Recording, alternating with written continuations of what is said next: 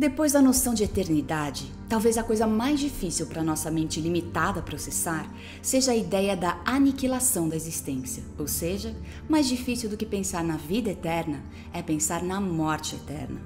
Na visão cristã da existência, em que a morte não é o fim, a ideia de que algo ou alguém simplesmente deixará de existir por toda a eternidade é perturbadora.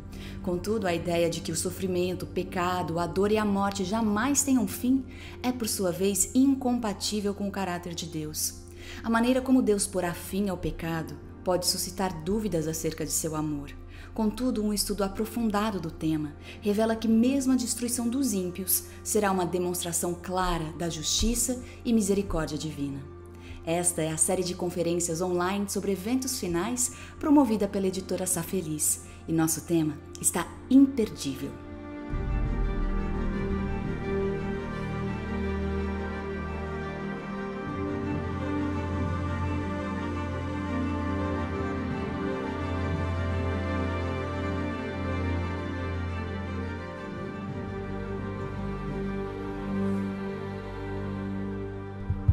O assunto da nossa entrevista é a destruição dos ímpios. E para conversar conosco sobre isso, temos o privilégio de receber o Dr. Clinton Wallin, doutor em teologia e diretor associado do Instituto Bíblico de Pesquisas. Dr. Wallin, obrigado por estar conosco. Doutor, a destruição dos ímpios é um tema bastante complexo. E um dos principais questionamentos é como equacionar a ideia de um Deus que cria seus filhos por amor e vai destruí-los também por amor. O que o senhor tem a dizer sobre isso? A Bíblia é muito clara a respeito de duas coisas. Número um, que Deus não deseja que ninguém morra, mas que todos se arrependam e sejam salvos. Essa é a sua vontade.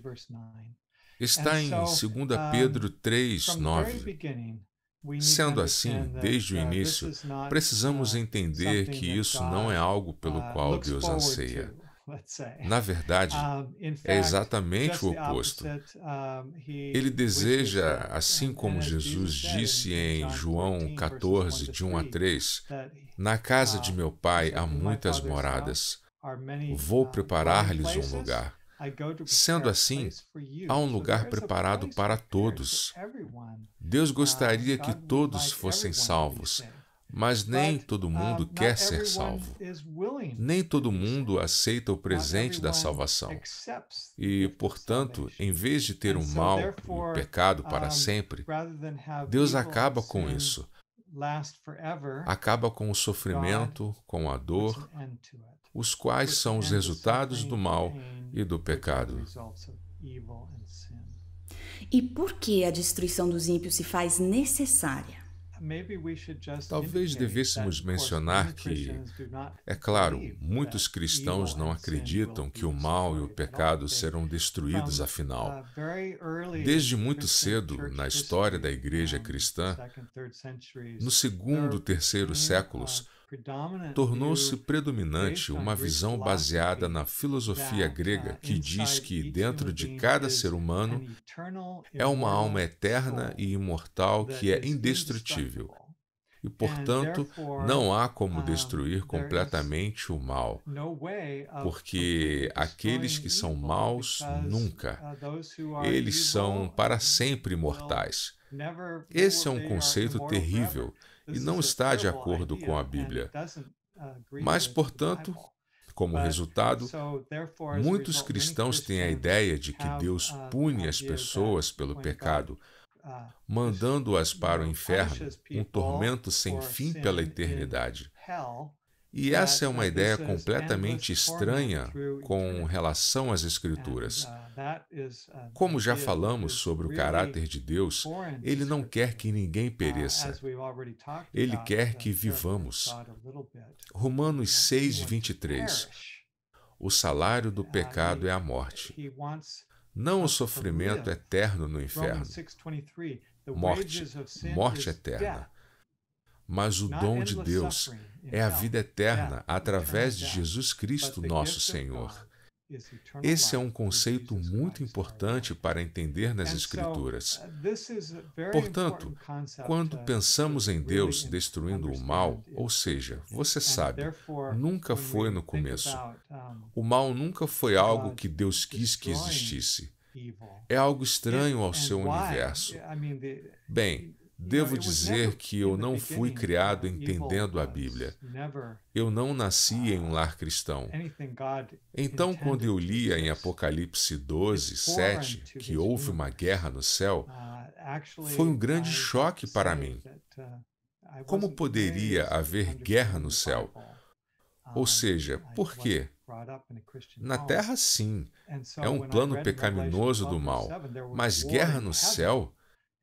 Ele deveria ser perfeito. Não deveria haver guerra lá. Mas houve, porque o mal surgiu no coração de um anjo perfeito que Deus criou, chamado Lúcifer. Até o nome significa portador de luz.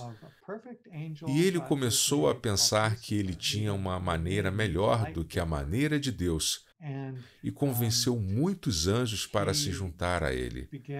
E assim temos a entrada do mal e do pecado no universo. Assim foi.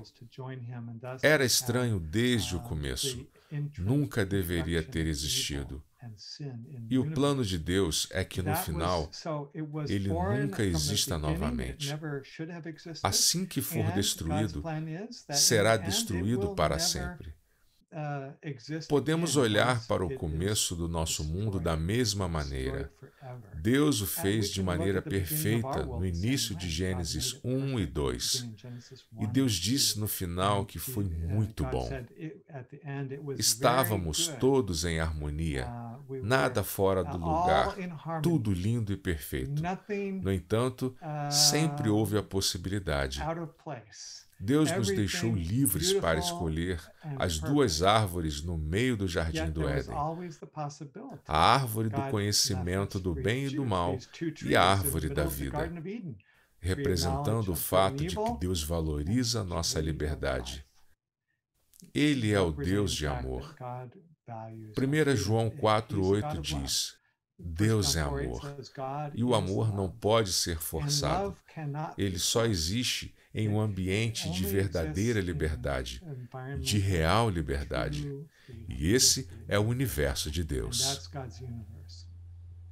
Então, os que crucificaram a Jesus serão ressuscitados, mas o que acontecerá com os outros ímpios? Quem são esses que o perfuraram? Bem, claro, quando ele foi crucificado, suas mãos e pés foram perfurados com esses pregos na cruz. E em seu julgamento diante dos líderes judeus do Sinédrio, ele foi questionado pelo sumo sacerdote, por Caifás. E no fim, porque ele não quis responder às suas perguntas, o sumo sacerdote, é o que diz no versículo 63, Jesus ficou em silêncio e o sumo sacerdote respondeu e lhe disse: Exijo que você jure pelo Deus vivo. Se você é o Cristo, o Filho de Deus, diga-nos. Tu mesmo disseste, respondeu Jesus. Mas eu digo a todos vós, chegará o dia em que vereis o Filho do Homem assentado à direita do Poderoso e vindo sobre as nuvens do céu. Então ali, Jesus disse a Caifás e aqueles que estavam envolvidos em sua crucificação, tendo-o visto em sua humilhação, o verão vindo em sua glória, coroado como Rei dos Reis e Senhor dos Senhores. Muito interessante. Você poderia dizer, bem, por que eles são ressuscitados apenas para serem destruídos novamente? Porque se olharmos 2 Tessalonicenses, capítulo 1, quando fala novamente sobre a vinda de Jesus, e especificamente o que acontece com o ímpio, versículo 7, e dar alívio a vocês que estão sendo atribulados, e a nós também, quando o Senhor Jesus for revelado lá do céu, com seus anjos poderosos em chamas flamejantes. Ele punirá os que não conhecem a Deus e os que não obedecem ao Evangelho de nosso Senhor Jesus. Eles sofrerão a pena de destruição eterna, a separação da presença do Senhor e da majestade do seu poder. Então eles serão destruídos. Quando ele vier em chamas de fogo, eles serão consumidos. Mas esse não é o fim. Esses são aqueles que estão vivos para ver Jesus voltar. São apenas alguns. No início da primeira epístola aos Tessalonicenses, capítulo 4, 16, diz assim: Pois dada a ordem, com a voz do arcanjo e o ressoar da trombeta de Deus, o próprio Senhor descerá do céu, e os mortos em Cristo ressuscitarão primeiro. Depois disso, os que estivermos vivos, seremos arrebatados juntamente com eles nas nuvens, para o encontro com o Senhor nos ares, e assim estaremos com o Senhor para sempre. Assim você tem dois grupos na volta de Jesus. Como já mencionamos, os ímpios que são destruídos pelo brilho de sua vinda, a visão de fogo, a glória. Eles não serão capazes de suportar a glória de Deus. E os justos que aceitaram o Evangelho de Jesus, obedeceram a sua palavra, são arrebatados para encontrá-lo e são levados para o lugar que ele lhes preparou. Mas esse, na verdade, não é o fim, porque Apocalipse capítulo 20 fala acerca de um milênio. Bem, algumas pessoas acham que o milênio vai acontecer aqui na Terra quando Jesus vier. Mas, como acabamos de ler, esse não é o caso. Ele já preparou um lugar para nós no céu, e quando ele vier novamente, seremos arrebatados para encontrá-lo no ar. E é dito, então, que estaremos para sempre com o Senhor, isto é, no lugar que ele preparou para nós no céu. E em Apocalipse 20, na verdade, diz isso. Há uma visão celestial que fala sobre aqueles que são salvos e também os perdidos. Versículo 4. Vi tronos em que se assentaram aqueles que haviam sido dada autoridade para julgar. Vi as almas dos que foram decapitados por causa do testemunho de Jesus e da palavra de Deus. Eles não tinham adorado a besta nem a sua imagem, e não tinham recebido a sua marca na testa nem nas mãos. Eles ressuscitaram e reinaram com Cristo durante 1000 anos. O restante dos mortos, obviamente, os perdidos, os ímpios. O resto dos mortos não viveram novamente até que os 1000 anos terminassem.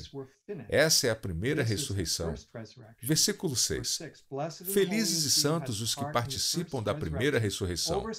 A segunda morte não tem poder sobre eles. Serão sacerdotes de Deus e de Cristo e reinarão com ele durante 1000 anos. Isso é muito interessante. Você tem aqui os versículos de 4 a 6 em Apocalipse 20. O milênio é descrito.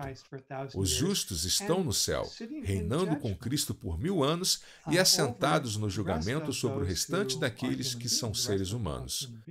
O restante dos seres humanos e também Satanás e seus anjos, porque Paulo, em 1 Coríntios 6, diz: Vocês não sabem que os santos hão de julgar o mundo? Vocês não sabem que haveremos de julgar os anjos? E isso acontecerá durante esse milênio. Mas o resto dos mortos, os ímpios, não reviveram, não voltaram à vida até os 1000 anos se completarem. E a primeira ressurreição, então, é daqueles que são justos na vinda de Jesus. Sobre eles, diz ele, a segunda morte não tem poder. O que é a segunda morte? Aqueles que são perversos, eles morrem uma vez. E então é dito que o julgamento ocorre. Hebreus capítulo 9. E o julgamento está no final do milênio, quando eles são ressuscitados. Esta é a ressurreição no final de 1000 anos. E esse é o julgamento final. Ele está totalmente descrito em Apocalipse 20. Então, quantas vezes os ímpios serão destruídos? Aqueles que crucificaram Jesus, aqueles que foram os mais violentos opositores de Jesus ao longo de suas vidas, têm o destino infeliz de morrerem 3 vezes. Vemos que o caráter deles não mudou, porque quando eles são ressuscitados, diz o versículo 7, o versículo seguinte que lemos. Quando terminarem os 1000 anos, Apocalipse 20, 7, Satanás será solto da sua prisão e sairá para enganar as nações que estão nos 4 cantos da terra, Gog e Magog, a fim de reuni-las para a batalha. Seu número é como a areia do mar. Em Apocalipse, também descreve como a cidade santa, a Nova Jerusalém no céu, desce para a terra. Isso está descrito também, e assim é dito a fim de reuni-los para a batalha. Versículo 9. As nações marcharam sobre a superfície da terra e cercaram o acampamento dos santos, a cidade amada. Essa é a Nova Jerusalém. Um lugar foi preparado para ela. Mas um fogo desceu de Deus do céu e as devorou. O diabo que as enganava foi lançado no lago de fogo que arde como enxofre, onde já haviam sido lançados a besta e o falso profeta. E eles serão atormentados dia e noite para todo sempre. Falaremos sobre isso em instantes. Mas a parte-chave é que eles não mudaram seu caráter. Completamente impenitentes. Eles até pensam que podem destruir o povo de Deus cercando a cidade, tomando a cidade. Satanás os enganou e os convenceu de que eles têm todos os meios para fazer isso. E fogo desce da parte de Deus e os destrói. Essa é a segunda morte. A segunda morte. Bem, pelo fato de Apocalipse estarem tópicos, a próxima visão é sobre o grande julgamento final. O julgamento, na verdade, acontece durante o tempo em que eles estão cercando a cidade. E assim diz no versículo 11: Depois eu vi um grande trono branco e aquele que nele estava sentado. A terra e o céu fugiram da sua presença e não se encontrou lugar para eles. Vi também os mortos, grandes e pequenos, de pé diante do trono, e livros foram abertos. Outro livro foi aberto, o livro da vida. Os mortos foram julgados de acordo com o que tinham feito, segundo o que estava registrado nos livros. E novamente, de acordo com as obras, o mar entregou os mortos que nele havia, e a morte e o Hades entregaram os mortos que neles havia. E cada um foi julgado de acordo com o que tinha feito. Então a morte e o Hades foram lançados no lago de fogo. O lago de fogo é a segunda morte. Se o nome de alguém não foi encontrado no livro da vida, este foi lançado no lago de fogo. Então essa é a segunda morte. É a destruição, o lago de fogo. E por que é chamado de lago de fogo? Talvez você tenha feito essa pergunta. Bem, você se lembra que Jesus disse que seria como nos dias de Noé?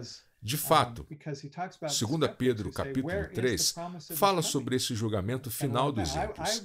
Ele diz, porque ele fala sobre céticos que dizem, onde está a promessa de sua vinda? Já faz muito tempo. Eu já fui um desses céticos. Eu vejo agora os sinais se cumprindo. E não é um questionamento que eu tenho em minha mente mais. A vinda de Jesus está muito próxima. Mas para aqueles que duvidam, e duvidando disso, Pedro diz, versículo 5, mas eles deliberadamente se esquecem. Ele fala sobre a criação, o mundo que foi criado. Versículo 6, e pela água o mundo daquele tempo foi submerso e destruído. Pela mesma palavra, os céus e a terra que agora existem estão reservados para o fogo, guardados para o dia do juízo e para a destruição dos ímpios. Ele está dizendo que assim como o mundo foi destruído por um dilúvio global no tempo de Noé, esse foi um julgamento sobre os ímpios daquela geração. Então, é como um pequeno retrato da destruição dos ímpios no final. Quando o fogo descer da parte de Deus e os devorar, a terra se tornará como um forno de fogo ardente. E, de fato, no livro Grande Conflito de Ellen White, página 672, descreve assim: a terra se fende, são retiradas as armas escondidas em suas profundezas.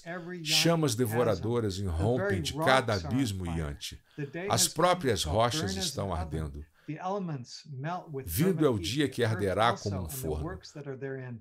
Os elementos fundem-se pelo vivo calor, e também a terra, e as obras que nela há são queimadas. É uma citação do que acabamos de ler em 2 Pedro 3 e também Malaquias 4, 1 e 2. A superfície da terra parece uma massa fundida, um vasto e fervente lago de fogo.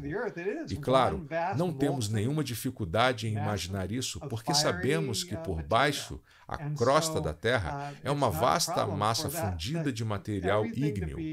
Então, Não é um problema dizer que tudo será consumido. E então, nesse lago de fogo, Deus fará uma nova criação, uma nova terra, um novo mundo. E quanto tempo vai durar essa destruição? Bem, acho que para alguns será muito rápido. Já para outros, eles serão tão apegados ao mal e ao pecado que serão impenitentes. Eles nem vão querer desistir de sua vida. Especialmente Satanás e seus anjos. Acho que vão ficar ali por um longo tempo. E não sabemos quanto tempo. Provavelmente vai parecer mais longo quando você está sofrendo. Um segundo parece uma hora e uma hora é como uma eternidade. Então, provavelmente, o tempo vai parecer muito mais longo do que realmente é. Mas esse é o tipo de sofrimento em que nem a dor física será tão intensa quanto a percepção mental e psicológica de que Deus tentou salvar e ofereceu várias oportunidades para a pessoa responder ao seu amor. Mas ela persistentemente e firmemente o rejeitou. E a compreensão do que poderia ter e do que poderia ser, e que acabou perdendo completamente para sempre, será uma percepção terrível. Qual você pensa, Dr. Walin, ser a mensagem de Deus para a gente com esse tema da destruição dos ímpios?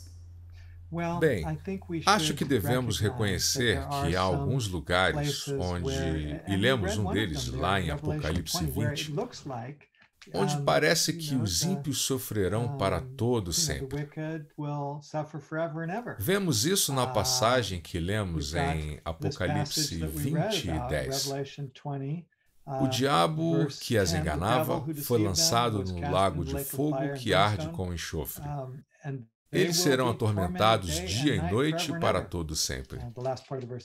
A última parte do verso diz, no capítulo 14, novamente, nós lemos sobre isso no versículo 9. Aquele que recebeu a marca da besta, versículo 10, ele também beberá do vinho do furor de Deus, que foi derramado sem mistura no cálice da sua ira. Será ainda atormentado com enxofre ardente na presença dos santos anjos e do Cordeiro, e a fumaça do tormento de tais pessoas sobe para todo sempre. Para todos os que adoram a besta e a sua imagem, e para quem recebe a marca do seu nome, não há descanso, dia e noite. Ou seja, parece que isso é, na verdade, um final. Duas coisas, ou mesmo três. Em primeiro lugar, aqui não diz que eles são atormentados para todo sempre. Há vários lugares em que é descrito isso. Por exemplo, o Salmo 37 é um exemplo em que temos referência à destruição dos ímpios. Versículo 10.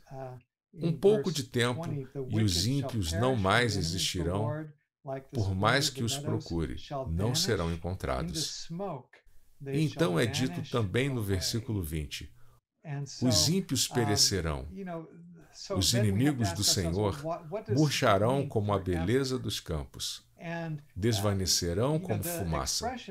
Assim, temos que perguntar a nós mesmos o que significa para sempre. A expressão, tanto em hebraico quanto em grego, não é o que pensamos ser, porque é uma expressão que é usada para se referir a qualquer coisa, seja o tempo que durar. Por exemplo, Êxodo 21, 6. Refere-se a um servo que ama tanto o seu mestre e a família que ele o serve. Ele quer ser um servo para sempre. Então sua orelha é furada, e é dito que ele deve servir seu mestre para sempre. Bem, obviamente, isso não significa um período interminável de tempo. Significa até que ele morra, certo?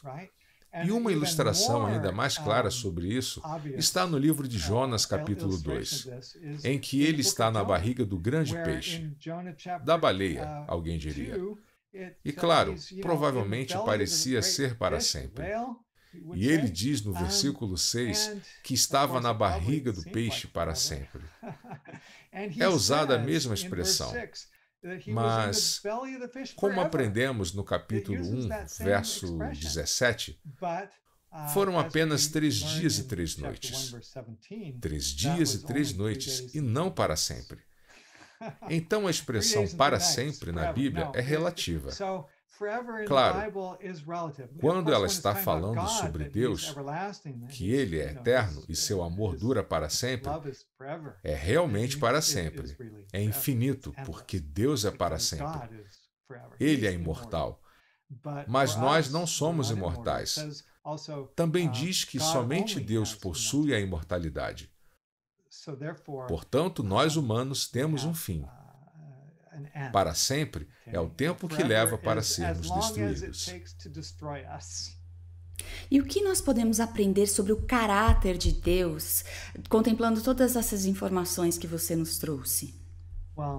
Bem, o primeiro ponto é que temos que reconhecer que ele passou por esse caminho primeiro. Porque Jesus na cruz clamou: meu Deus, por que me abandonaste? Ele não conseguia ver através das portas do sepulcro. Ele estava carregando os pecados e a culpa de toda a humanidade. E ele pagou a pena por todos, para que ninguém precisasse sofrer a segunda morte. Ele morreu o equivalente à segunda morte para todos.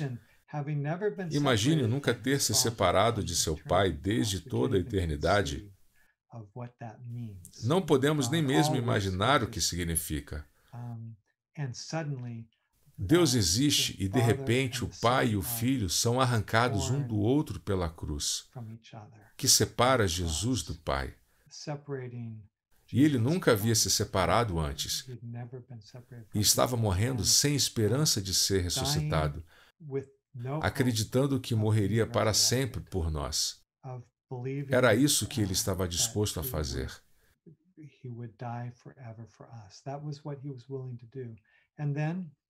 E então somos informados de que a esperança não se apresentou a ele ao sair da tumba como um vencedor. Mas por meio da fé, ele se agarrou à esperança. Ele nunca desistiu da esperança na bondade de Deus e no caráter de amor do Pai.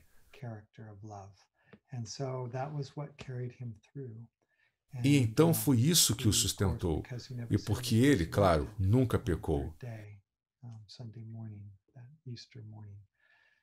Ele foi ressuscitado no terceiro dia, domingo de manhã, naquela manhã de Páscoa. Então Jesus sofreu como os ímpios sofrerão no final, em que o maior sofrimento é aquela perda como eu descrevi. Um sentimento de que não há saída, a não ser a extinção total, a morte final pela qual ele passou antes. E então aqueles que morrerem no final reconhecerão. E provavelmente será uma percepção muito dolorosa saber que Jesus já havia sofrido assim por eles. Eles não precisavam sofrer. E como nós podemos nos preparar para estar entre os que não serão destruídos? Porque pela descrição da lista que você leu, não tem ninguém que escape a pelo menos uma dessas listas. Bem, quantos são muitos? Deus não quer que ninguém pereça. Ele quer que todos sejam salvos. Então, sim, será uma tragédia eterna. Estará faltando algum membro da família ou um ente querido no céu por causa disso. E essa é uma das grandes tragédias que esperamos poder evitar, compartilhando com outras pessoas o que sabemos sobre a Bíblia, para que eles não estejam do lado errado do milênio.